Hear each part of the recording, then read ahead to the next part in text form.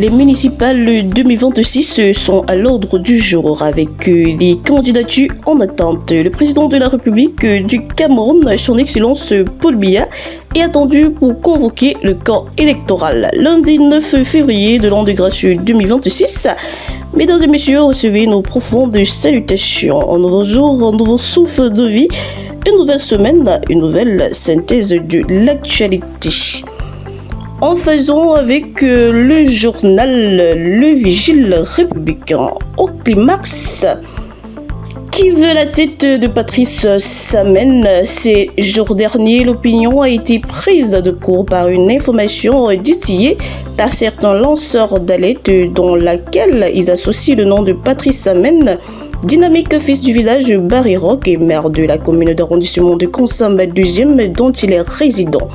En effet, des individus animés par le sombre dessein de traîner l'image de Patrice Samen dans la boue lui attribuent l'arrachage d'un terrain appartenant à une famille. Sans vraiment étayer l'allégation et factualité, ces détracteurs de trompement du maire Patrice Samen se sont jetés dans une rhétorique creuse avec vraisemblablement l'intention de nuire à un homme dont l'aura et le charisme gênent certains.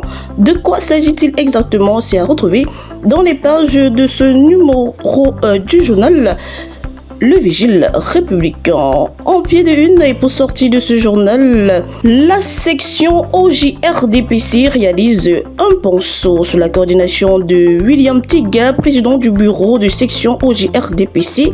Les gens de ce parti politique viennent de mutualiser leurs efforts et financent pour réaliser un ouvrage de traversée reliant les quartiers Manengwassa 1 et 2. C'est à lire en page 3 de ce journal. Poursuivons avec le journal Le Sambalais. En vedette, Ismam change de statut et devient INUD Konsamba, dont Institut universitaire Djankour.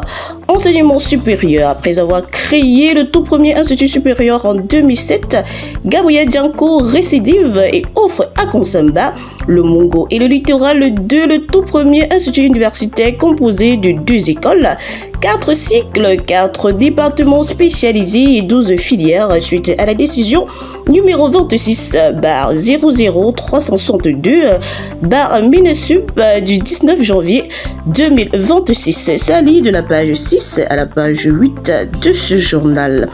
En pied de une administration territoriale, Konsamba va-t-elle être érigée en capitale?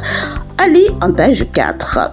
Toujours en pied de une, l'hôpital régional de Konsamba, enquête de référence, dossier et interview du docteur Mangala. C'est à retrouver en page 3 de ce journal. Et pour sortir de ce journal, le Sambalaire Aigle Royal de Konsamba, l'imbroglio.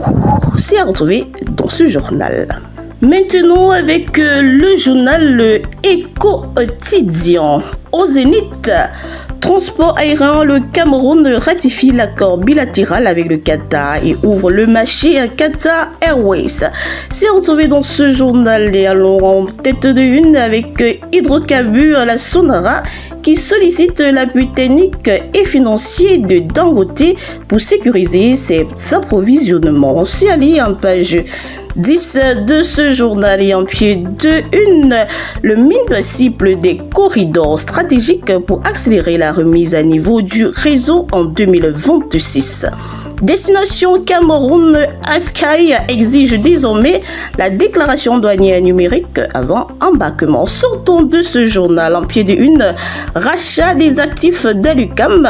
Naxia Holding fait une offre de 100 milliards de francs CFA au Cameroun. Prolongeons avec le journal L'Avocat. En évidence, opération épervier, Paul Biya tient-il encore la barque?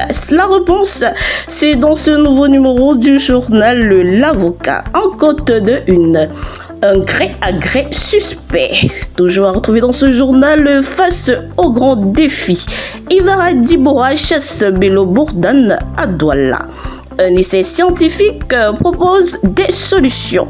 C'est à retrouver dans ce journal et sortant de ce journal l'avocat avec en pied de une 23e congrès AAFA Yaoundé est prêt. Étendons avec le journal Mutation. En tête d'affiche, chantier routier, ces facteurs déroutants. C'est à lire en page 7 de ce journal.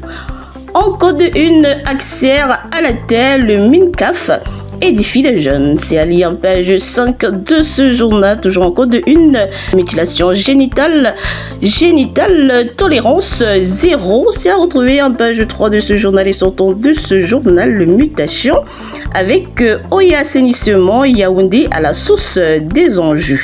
Allez en page 5 de ce journal. Qu'en est-il du journal Le Jour? En champ de mire, gouvernance, les lampadaires de l'ombre. Un marché de gré a été passé pour l'installation de lampadaires dans les communes du Cameroun à court et dans des conditions qui interrogent l'analyse d'Alain Bouchang. C'est à retrouver dans ce journal Le Jour. Nécrologie et Somba Beaufort s'en est allé.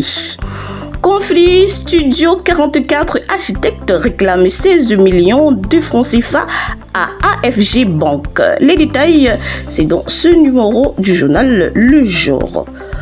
Clôturons avec le journal L'Indépendant. En exergue, transition générationnelle, le péril jeune. C'est à retrouver en page 2 et en page 3 de ce journal. En code 1, chantier énergétique suivi des travaux à Douala. À retrouver dans ce journal.